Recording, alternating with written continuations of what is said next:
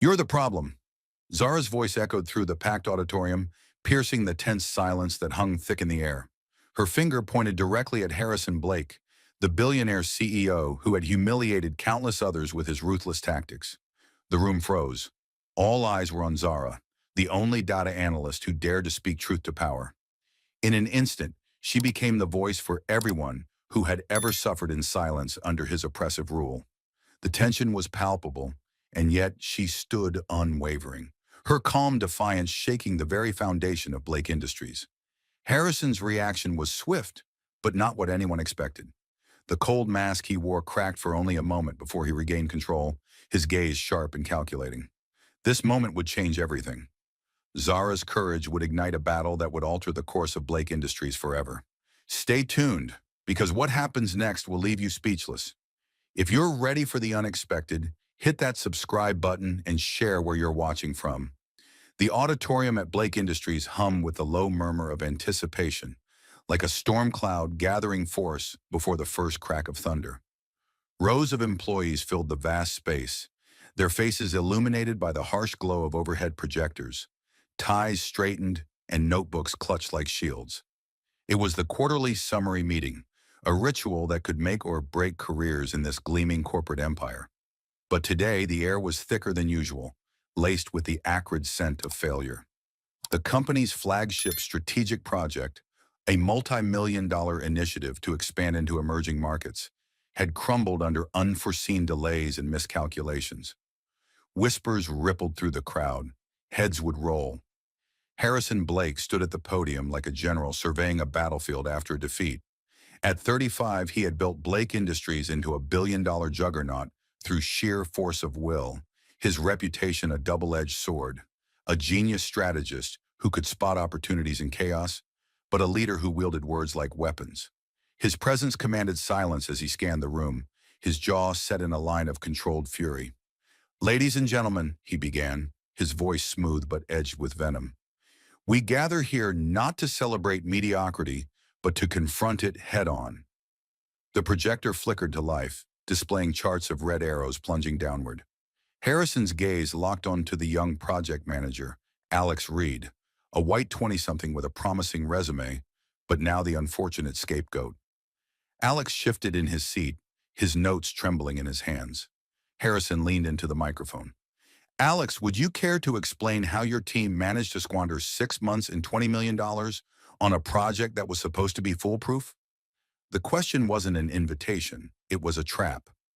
Alex stood, his voice faltering as he began to outline the supply chain disruptions and unexpected regulatory hurdles. But Harrison cut him off mid-sentence. "Disruptions? Hurdles? Those are excuses, Alex. Tell me, did you even bother to anticipate them? Or were you too busy patting yourself on the back for the initial pitch?" Harrison's tone dripped with sarcasm, gaslighting the room into doubting Alex's every word. "You assured me this was airtight. Now look at us. Stock prices dipping, investors questioning our competence. Is this the leadership I hired you for? Or are you just another overconfident kid who thought he could coast on potential?" The auditorium fell deathly quiet. Alex's face flushed, his confidence evaporating under Harrison's relentless barrage. We did everything we could, sir. The team worked overtime." "Everything you could?" Harrison interrupted, his voice rising like a whip crack. "Then why are we here, explaining failure to our shareholders? Perhaps you need a reminder. In this company, results matter, not effort. If you can't deliver, maybe you're in the wrong seat." He paused, letting the words hang, twisting the knife. Alex stammered, his explanations crumbling into apologies, but Harrison pressed on, dissecting every decision with surgical precision, making Alex question his own judgment. By the end, Alex sat down, defeated, his shoulders slumped, the room thick with uncomfortable silence. No one dared meet his eyes. Harrison straightened his tie, satisfaction flickering in his expression. He thrived on these moments, reminders that he held the reins. His eyes swept the crowd, landing briefly on Zara Brooks, the only black data analyst in the core team. In his mind, she was a reliable cog, efficient, unflinching under pressure, always delivering crisp analyses without fuss. "At least there's her," he thought dismissively, Obedient, sticks to the numbers, never talks back. He kept her around for her precision, assuming full control over her contributions. Little did he know she was watching, her mind racing with calculations of a different kind. Now, Harrison continued, his voice regaining its polished calm. Let's turn to the data. Zara, your analysis on the fallout. Zara Brooks rose from her seat, her heart pounding, but her steps measured.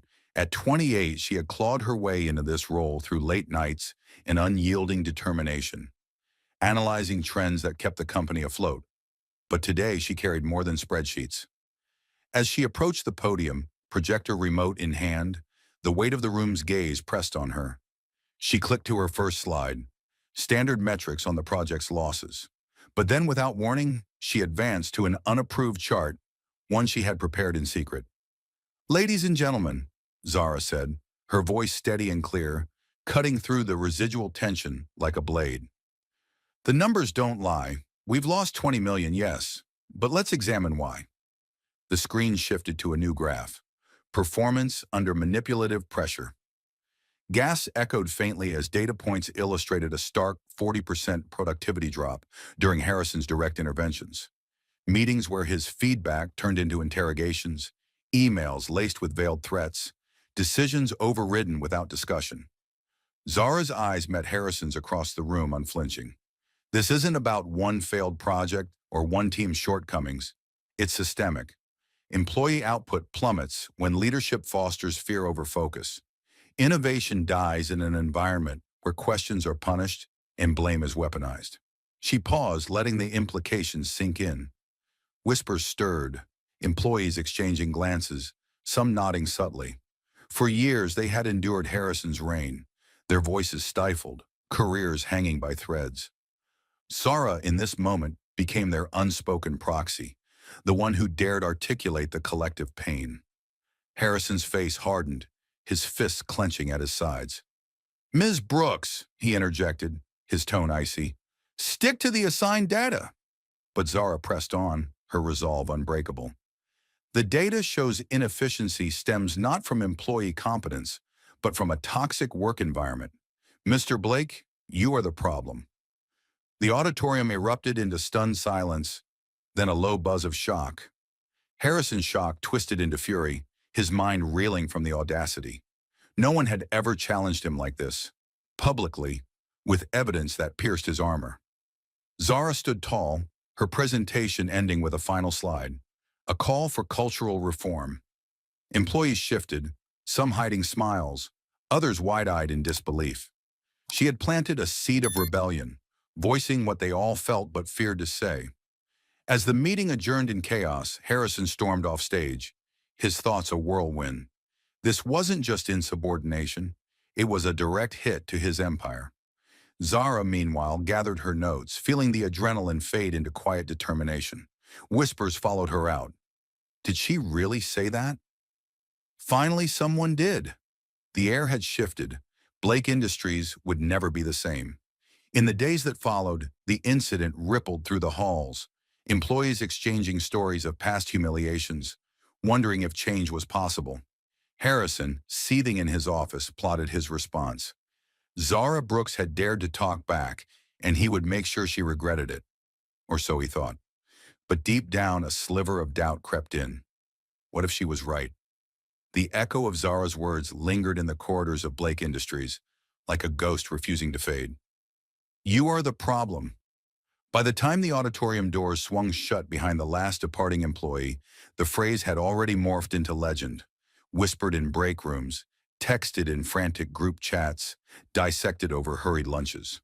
For the first time in years, the company's ironclad hierarchy felt fragile, cracked by one analyst's unflinching stand.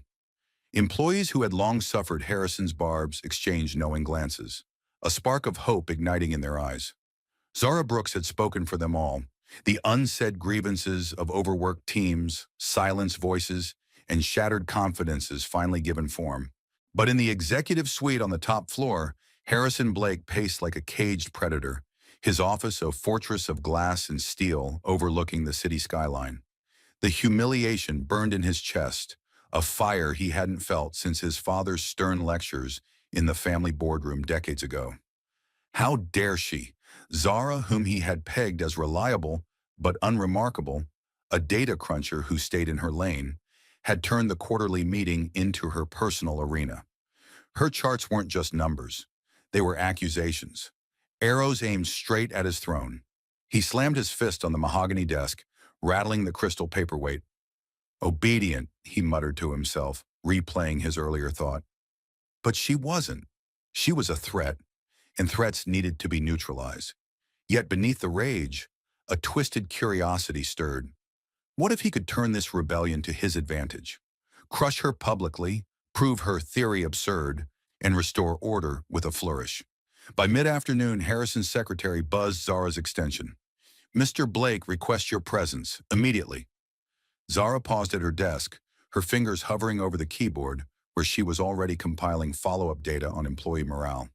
Her pulse quickened, but she steadied herself with a deep breath, recalling her mother's mantra, "Stand tall, even when the ground shakes." She grabbed her notebook and headed to the elevator, ignoring the sympathetic nods from colleagues. This wasn't over, it was just beginning. Harrison's office door loomed like a gateway to judgment. He didn't rise when she entered, gesturing curtly to the chair opposite his desk. The room smelled of polished leather and expensive cologne, a stark contrast to the sterile cubicles below. "Ms. Brooks," he said, his voice a velvet blade. "That was quite the performance today. Bold, reckless even." He leaned back, steepling his fingers, his eyes probing for weakness. Zara sat, meeting his gaze evenly. "It wasn't a performance, sir. It was the truth, backed by data." A faint smile tugged at Harrison's lips, cold and calculating. "Truth? In business, truth is what wins. And you've just declared war on the man who signs your paycheck." He paused, letting the implication hang. Firing her outright would make her a martyr, fueling the whispers. No, he needed something subtler, a trap wrapped in opportunity. "But I'm not one to dismiss courage. In fact, I'm impressed. Enough to give you a chance to prove your point." Zara's brow furrowed slightly, sensing the hook. "What do you mean?" Harrison slid a folder across the desk, labeled Cultural Reform Initiative. "Take this role. Lead an internal task force to fix our so-called toxic environment. Gather data, propose changes, and implement them. Show me and the company how your theories hold up in the real world." His tone dripped with mock generosity, but his mind raced ahead. Overload her with bureaucracy, sabotage her efforts subtly, watch her crumble. When she failed, he'd parade it as evidence that his methods were ironclad, her ideas naive. Succeed and you'll have my full support. Fail, well, let's not dwell on that. Zara scanned the folder, her mind whirring. It was a poisoned chalice, authority without real power, designed for spectacular downfall. But refusing would paint her as a coward, undermining her stand. "I'll do it," she said finally, her voice firm. "But I'll need access to all employee records and freedom to interview anonymously." Harrison nodded, his smile widening like a predator's. "Granted, start tomorrow." As she left, he leaned back satisfied. Checkmate. The rest of the day blurred for Zara, a whirlwind of emails and sidelong glances. By evening, doubt crept in. What had she walked into? Needing counsel, she slipped into the HR wing after hours, knocking softly on Lena's door. Lena, the white HR director in her 50s, looked up from her desk, exhaustion etched in her posture. She had seen too many talents flee Harrison's regime, diverse voices especially, stifled by his manipulations. "Zara, come in. I heard about the meeting. Bold move." Zara sank into a chair, unloading the day's events. "He's given me this reform role, but it feels like a setup. I need advice. Has anyone tried this before?" Lena sighed, rubbing her temples. "Tried and failed. Harrison's built walls around his ego. But you're different. You've got data and guts. I'll help quietly. Access to old complaints, tips on navigating the politics. This company needs saving from itself, and you might be our last shot." Her eyes held a glimmer of hope. In Zara, she saw the ally she wished she'd been years ago. As Zara left HR, buoyed by Lena's promise, Another figure approached in the dimly lit hallway. Julian Thorne, the white executive vice president. Tall and polished with a disarming smile, he extended a hand. Zara Brooks, impressive stand today. I admire your candor. We need more diversity and straight talk around here. His words sounded progressive, laced with phrases like empowering underrepresented voices. But Zara sensed an undercurrent, his questions probing. What exactly do you plan to change? Unbeknownst to her, Julian was Harrison's shadow operative, feeding reports that twisted facts. She's arrogant, he'd whisper later to Harrison over a secure line. Thinks she can upend everything because of one chart. Julian's feigned alliance was a web, designed to extract intel and reinforce Harrison's biases. Zara nodded politely, deflecting his inquiries. Just following the data. But as she headed home, the pieces clicked. Allies like Lena, snakes like Julian, and Harrison's trap closing in. She accepted the role knowing it was rigged, but armed with determination, she would turn it into a weapon. Tomorrow, the real investigation began. The psychological warfare that would test her limits and expose the rot at the core. Harrison, alone in his office as night fell, stared at the city lights. Zara's challenge gnawed at him, a curiosity blooming amid the anger. What if she uncovered something real? He dismissed the thought, pouring another scotch. No, she'd fail. And when she did, order would be restored. The morning after accepting Harrison's opportunity, Zara Brooks arrived at Blake Industries with a steely resolve that masked the knot of anxiety in her stomach. The elevator ride to her new makeshift office, a cramped conference room repurposed for her task force, felt like ascending into enemy territory. Whispers followed her through the halls, colleagues offering furtive thumbs-ups or avoiding eye contact altogether. Harrison's trap was set, and she knew it. A role with the illusion of power, but strings attached like razor wire. As she booted up her computer, Lena's encrypted email pinged in. First Ally Intel, a list of disgruntled former employees willing to talk off-record. Start small, Lena advised. Build your case brick by brick. Zara dove in, scheduling anonymous interviews under the guise of morale surveys. With Lena's covert assistance, slipping her access codes and warning of monitored emails, she began peeling back the layers of Blake Industries' underbelly. The first session, in a neutral coffee shop across town, was with Sarah, a former marketing coordinator who had quit 6 months prior. Sarah's voice trembled as she recounted Harrison's divide-and-conquer tactics, pitting her team against sales by leaking confidential critiques, praising her ideas in meetings only to dismantle them in private emails. He'd say, "Great work, Sarah," then forward it to my boss with notes like amateur hour. "Fix this," she whispered. It made us paranoid, turning allies into rivals. As days blurred into a relentless grind, more stories poured in. An engineer from R&D described subtle sexist barbs, Harrison dismissing female-led proposals as too emotional, while crediting male counterparts for similar ideas. A black salesman revealed racist undertones in performance reviews, phrases like aggressive demeanor applied unevenly, code for bias that stalled promotions. Zara's notebook filled with patterns, Harrison fostering departmental silos, where finance blamed ops blamed tech, all while he played puppet master. The web was intricate, designed to keep everyone off balance, loyal only through fear. But Harrison wasn't idle. His tests began subtly, escalating like a tightening noose. The first came via email at dawn. Compile a full cultural audit by the end of the day, include benchmarks from competitors. Zara worked furiously, pulling all-nighters, cross-referencing data from Lena's files. She delivered on time, only for Harrison to summon her at 5 p.m. "Change of plans," he said coolly from behind his desk, not bothering to look up. "I need it reframed around productivity metrics only. Redo it by morning." Her protest fell on deaf ears. "I gave you this chance, Ms. Brooks. Don't disappoint me." The remark landed like a slap, echoing his manipulative playbook. The assaults intensified. Impossible deadlines piled up. Analyze employee turnover across 5 years, then pivot to exit interview trends mid-report. Last-minute shifts. Forget turnover. Focus on engagement surveys. Each time, Harrison blamed her for misunderstanding. his voice laced with feigned disappointment. If you can't handle this, perhaps the role isn't for you. Zara's inbox became a battlefield, flooded with his revisions, each one chipping at her confidence. Exhaustion set in, her eyes burning from screens, sleep fractured by doubts. Was this what he wanted? To break her? Prove her theories hollow? Yet she refused to yield.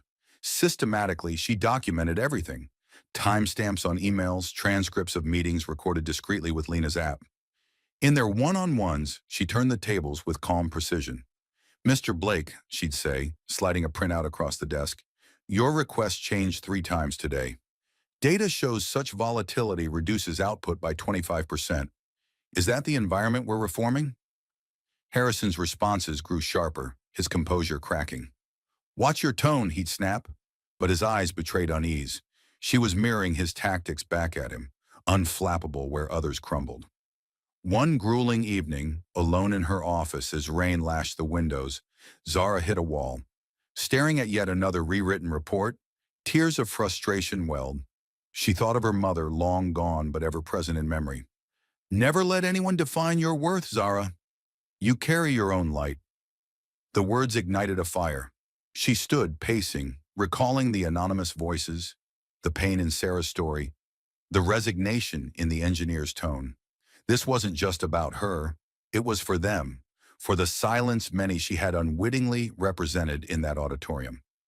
Wiping her face, she dove back in, her documentation evolving into a dossier of Harrison's sins. The subtle discriminations, the engineered conflicts, the gaslighting that eroded souls. Julian Thorne slithered in midway through the week, cornering her in the lobby with his oily charm. "How's the reform going? I'm rooting for you. Diversity initiatives are my passion." His questions probed like needles. "Any dirt on upper management?" Zara deflected, sensing his duplicity, but noted his interest in her findings. Unseen, he reported to Harrison. "She's digging deep, sir. Arrogant as ever. Thinks she can expose flaws in your leadership." By week's end, patterns emerged in Zara's data. A network of toxicity radiating from Harrison, but hints of something deeper. Discrete payments to Julian's external firm, buried in expense reports. Fatigue gnawed, but her resolve hardened. Harrison's warfare was psychological, yes, but she was armoring herself with truth. Little did she know, her probes were nearing a powder keg, one that would explode the facade and force Harrison to confront his own manipulations. As Zara locked her office that Friday, thunder rumbling outside, she felt the shift, from hunted to hunter. Harrison, in his penthouse across town, scrolled her latest flawed submission, a nagging doubt creeping in. She wasn't breaking, and in that resistance, the first cracks in his empire widened. The rain-slick streets outside Blake Industries mirrored the storm brewing within its walls. Zara Brooks had transformed her cramped office into a war room, walls papered with timelines and sticky notes charting Harrison's manipulations. Her dossier grew thicker by the day, a testament to her unyielding pursuit amid the psychological barrage. That Friday's doubt had hardened into clarity. She was no longer the prey. As weekend shadows lengthened, a breakthrough emerged from the expense reports Lena had smuggled. Discrete transfers to Thorne Consulting, Julian's side firm. Consulting fees masked as routine, but cross-referenced with failed projects, they screamed sabotage. Julian wasn't just a sycophant, he was a parasite, engineering disasters to sell fixes. Zara's pulse raced as she dug deeper, hacking through digital trails with Lena's encrypted tools. By Sunday night, the puzzle snapped into place. Julian had inflated project risks, leaked intel to competitors, and all while pocketing kickbacks. But the real bombshell lurked in archived emails from a decade ago.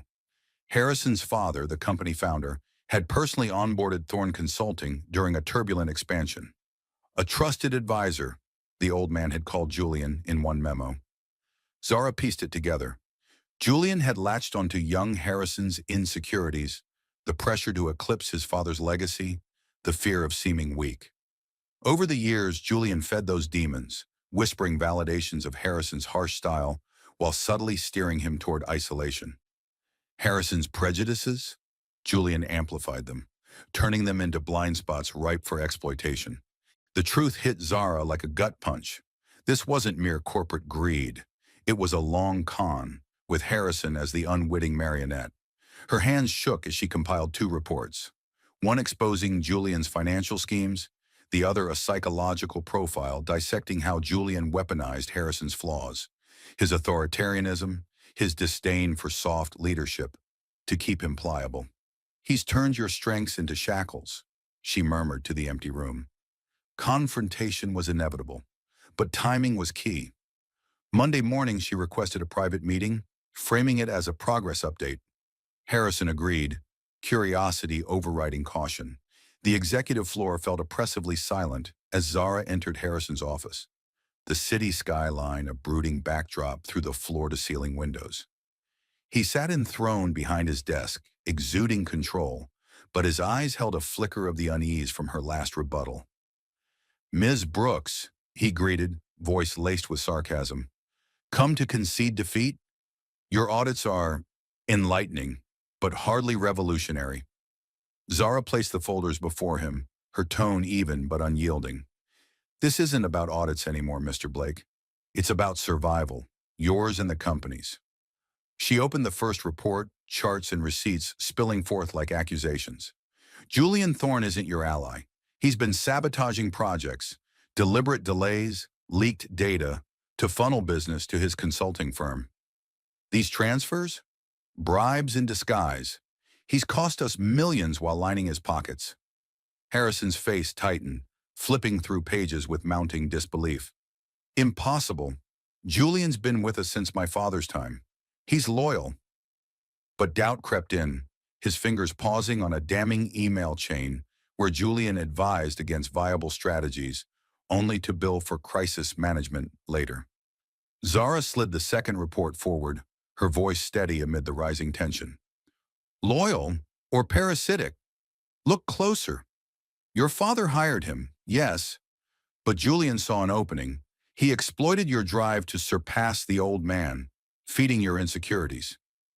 Those prejudices you wield, the subtle digs at diversity, the dismissal of weak ideas, he amplified them, turning blind spots into vulnerabilities. You're not the puppet master, Mr. Blake. You're the puppet." The words landed like a thunderclap. Harrison's chair scraped back as he stood, face paling. "What the hell are you implying?" He snatched the report, eyes scanning the psychological breakdown, timelines of Julian's whispers aligning with Harrison's harshest decisions, quotes from intercepted memos where Julian praised his tough love while stoking fears of betrayal. It was a mirror, reflecting not the titan Harrison imagined, but a man ensnared by his own ego. Silence stretched, broken only by Harrison's ragged breathing. The room spun for him, memories flashing, his father's gruff approvals, the weight of inheritance, the isolation that had calcified into cruelty. Zara's contempt? It wasn't baseless. It was a symptom of the poison Julian had sown. This can't be," he muttered, sinking back into his chair.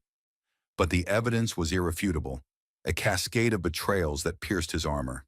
His hands trembled, the facade cracking wide. "I've built this company on strength, control, and now you're saying it's all been a lie? That I've been played like a fool?"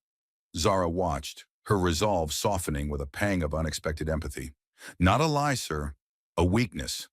Your harshness toward me, toward everyone. It's not power. It's fear, weaponized against you. Julian saw it and used it to control the board, the deals, and even you.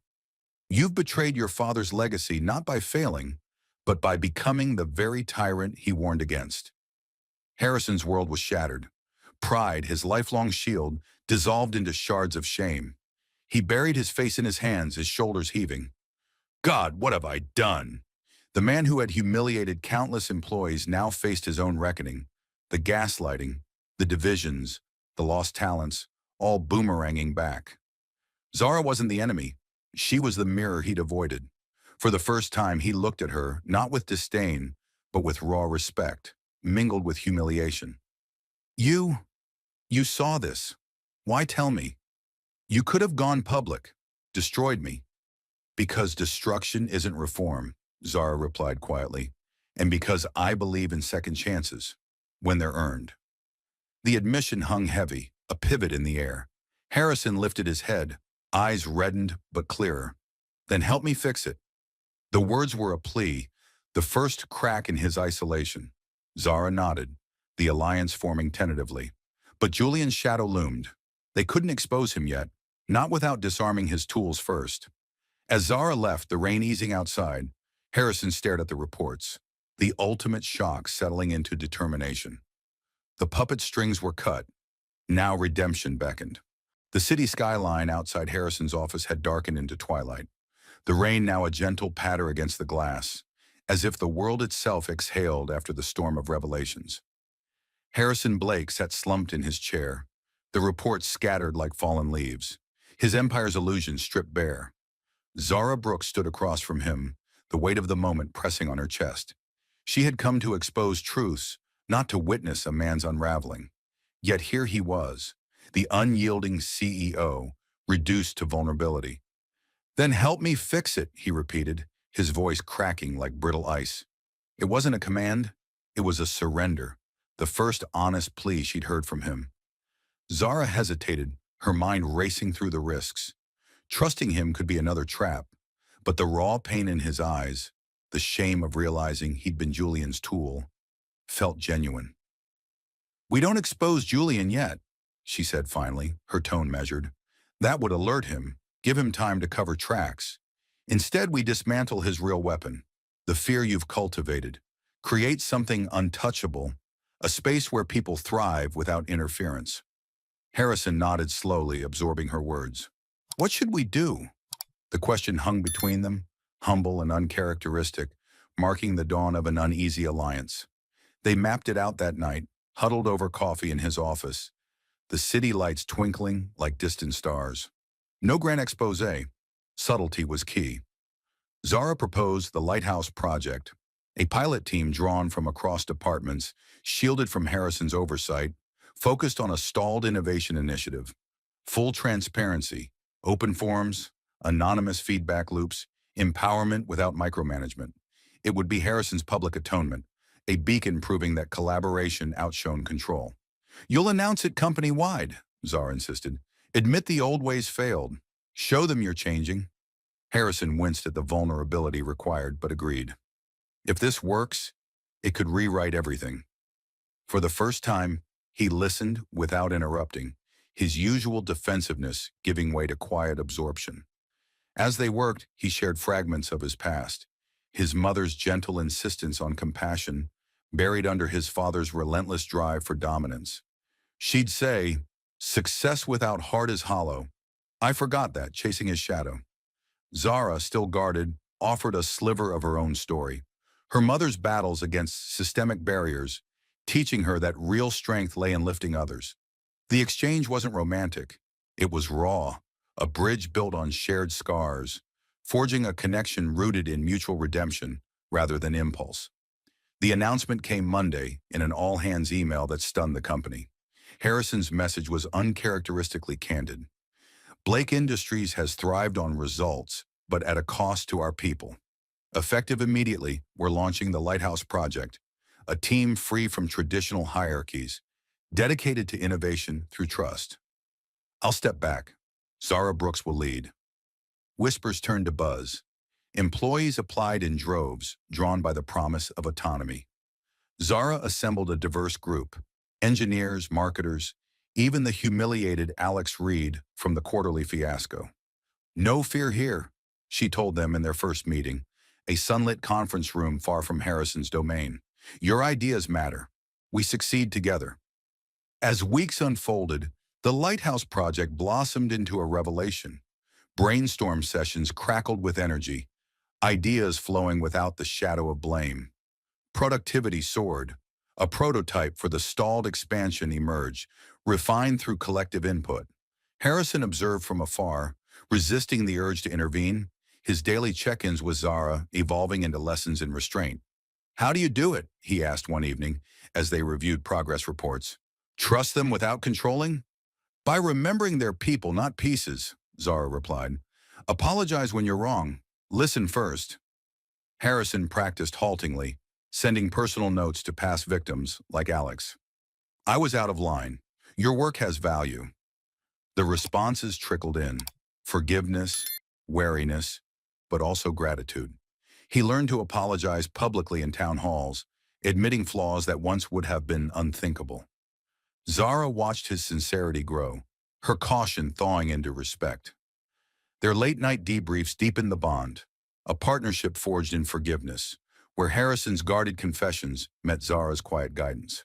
"You're not the man I challenged anymore," she admitted once as they pored over metrics showing morale up 30%. But change takes time. Yet tension simmered beneath the progress. Julian Thorne, sensing the shift, grew restless. The Lighthouse Project's success cast shadows on his sabotage teams, delays exposed as artificial, efficiencies highlighting his meddling. In shadowed lunches with loyalists, he plotted, "Brooks is poisoning the well. Harrison's gone soft." He gathered evidence, twisted emails, anonymous complaints framing Zara as a power grabber, her inappropriate influence on the CEO. "We'll take this to the board," he murmured to a confidant. "End this farce." Zara caught wind through Lena's network, a whispered warning. "Julian's circling. He's planning a strike." She confronted Harrison that night, the office dim under desk lamps. "We can't ignore him forever. The project proves your change, but he'll weaponize it against us." Harrison's jaw tightened, the old fire flickering. "Then we accelerate, make Lighthouse undeniable." Their alliance solidified, a quiet intensity building as they prepared for the inevitable clash.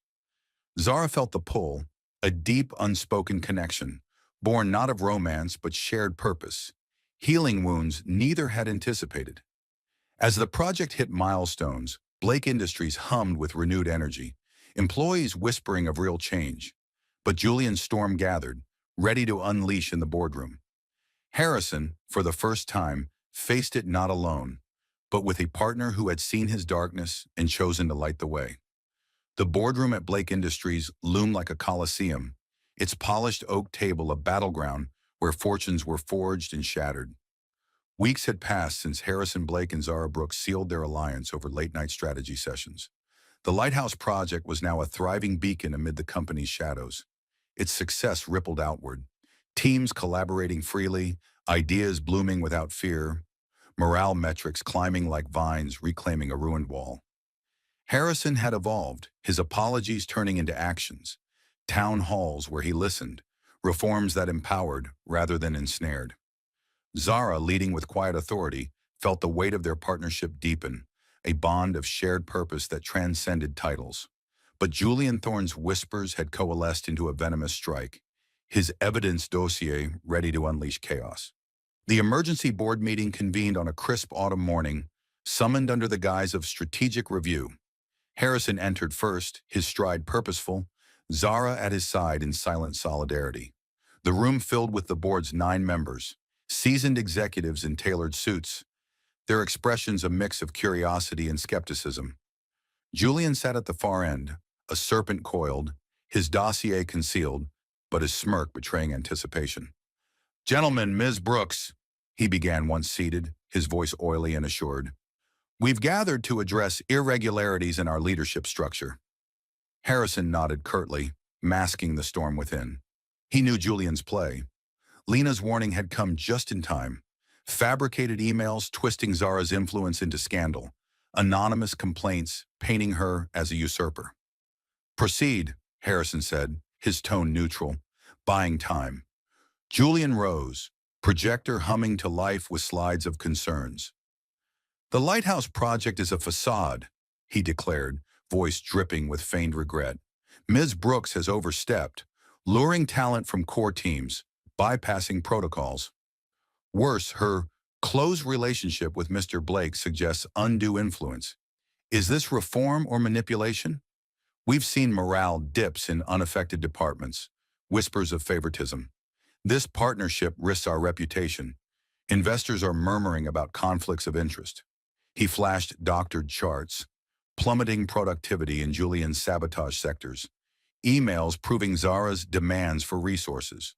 The board shifted uncomfortably, murmurs rising. "For the company's sake, we must act." Remove her, resent her authority. Zara's heart pounded, but she held steady, feeling Harrison's subtle nod of encouragement. This was the crucible they'd prepared for. Julian's accusations weren't just attacks. They were projections of his own deceit, a desperate bid to reclaim control before the lighthouse exposed his rot. Harrison leaned forward, his voice calm but laced with steel. Strong claims, Julian, but let's hear the full story. He didn't defend immediately. Instead, he yielded the floor to Lena, the HR director, who rose with a stack of binders, her presence a quiet force amid the tension. Lena's presentation was methodical, a scalpel dissecting the past. Before the lighthouse, our culture was a minefield, she said, slides revealing anonymized complaints, fear-driven turnover, discriminatory reviews, departmental wars engineered from the top. Harrison's old style, yes, I include that, bred toxicity, but look at the data now. Graphs flipped, 40% morale boost in lighthouse participants, innovation outputs doubled. This isn't abuse, it's an antidote. The board leaned in, intrigued. Harrison interjected softly, I've learned from my mistakes. Zara showed me that, but the real turning point came when he invited voices from the lighthouse itself. Maria Lopez, a Latinx engineer from the team, stepped forward first, her story raw and resonant. I was ready to quit. Constant blame, no trust. Now, we collaborate, ideas flow. It's not favoritism, it's freedom. Others followed. Alex Reed, redeemed from his public shaming, shared how Zara's leadership healed divisions. She doesn't demand, she empowers. Results speak louder than rumors. Julian's facade cracked, his interruptions growing frantic. This is anecdotal. Where's the proof? Zara stood then, her moment arriving like a gathering wave. She advanced the projector to her evidence. Forensic audits, email trails, and bank records illuminating Julian's schemes. Proof? Here. Thorne Consulting billed us millions for fixes to problems Julian created. Leaked bids, delayed approvals. He's not protecting the company, he's bleeding it. The room gasped as slides revealed transfers aligning with project failures, memos where Julian stoked Harrison's fears to maintain his grip. This irregularity isn't me, it's him. A decade of manipulation, exploiting blind spots to profit. Chaos erupted. Board members demanded explanations, their skepticism flipping to outrage. Julian stammered, "This is fabricated. She's twisting facts to—" But Harrison cut him off, rising with quiet authority. "No more lies, Julian. I trusted you. My father trusted you. But you've betrayed us all." The evidence was ironclad, Julian's denials crumbling like sandcastles under the tide. The vote came swiftly, Julian isolated, his resignation accepted on the spot, security escorting him out amid stunned silence. As the doors closed behind him, the board turned to Harrison and Zara, expressions shifting from doubt to approval. "Impressive turnaround," one murmured. "This lighthouse, expand it." Harrison nodded, crediting Zara publicly. "She didn't just challenge me, she saved us." Relief washed over Zara, mingled with triumph. Their partnership had withstood the fire, proving that vulnerability bred strength. As the meeting adjourned, Harrison caught her eye, a silent thank you passing between them, the bond unbreakable now. In the aftermath, Blake Industries buzzed with vindication, the lighthouse's light spreading, but the true legacy awaited, a reborn company where ethics reigned, paving the way for enduring change. The boardroom doors swung shut behind the last departing member, sealing Julian Thorne's fate like a tomb. Blake Industries exhaled, a collective breath held too long amid the revelations and reckonings.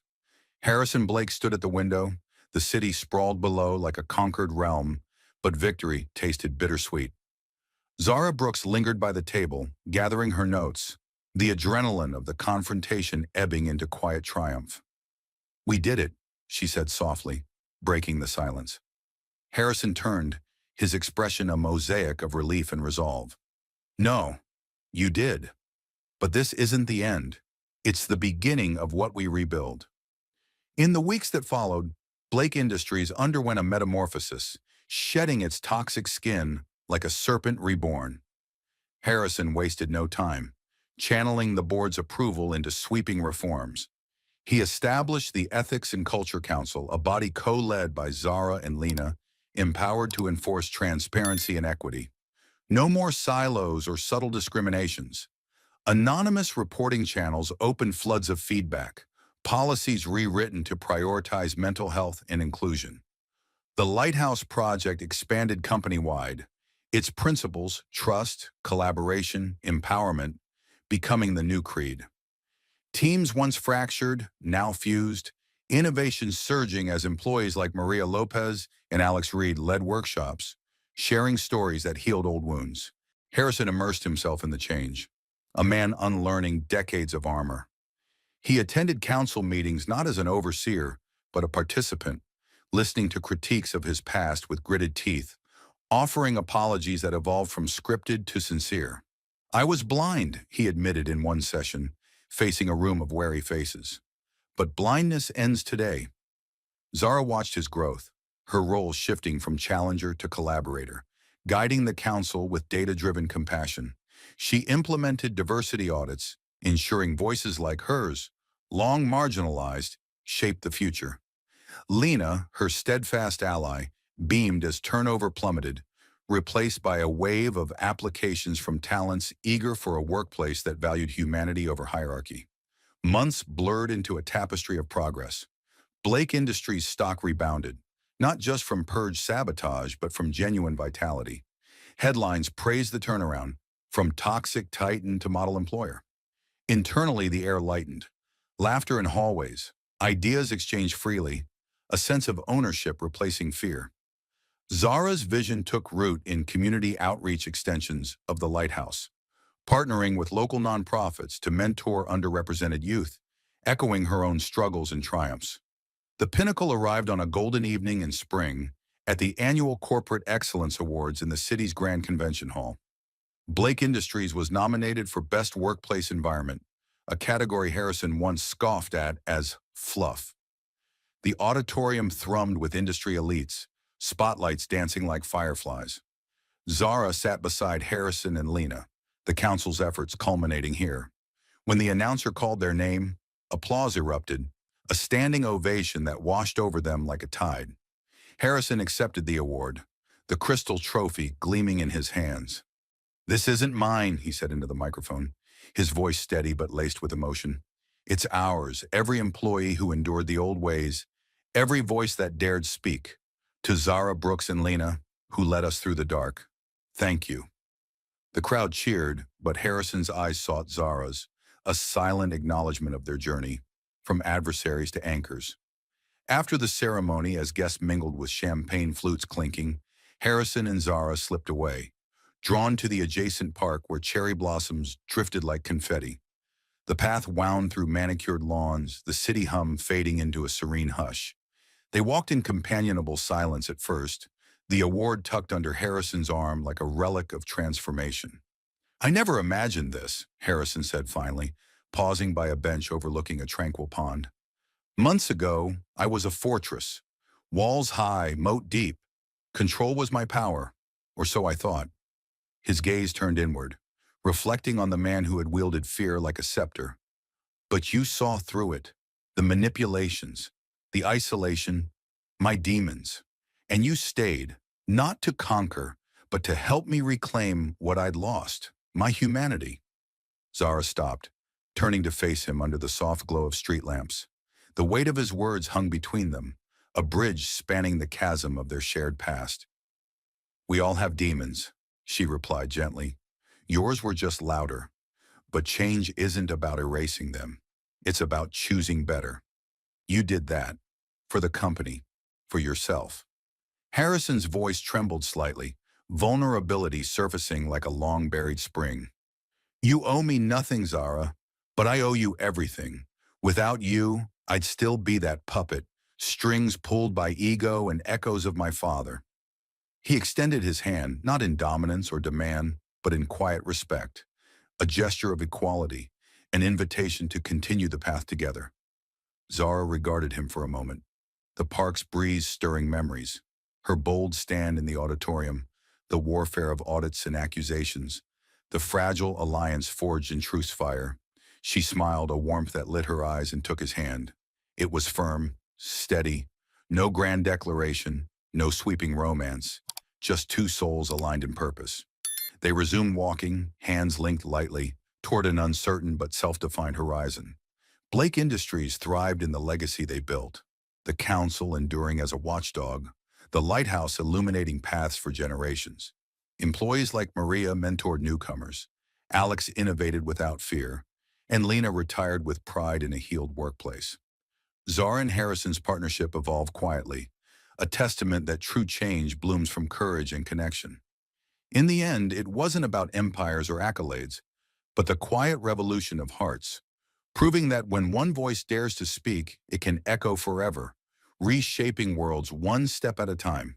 Thank you for joining Zara and Harrison's journey from conflict to transformation in No One Dare Talk Back. Until she told the billionaire CEO, "You're the problem and change everything." Their story shows that courage and compassion can reshape even the toughest battles.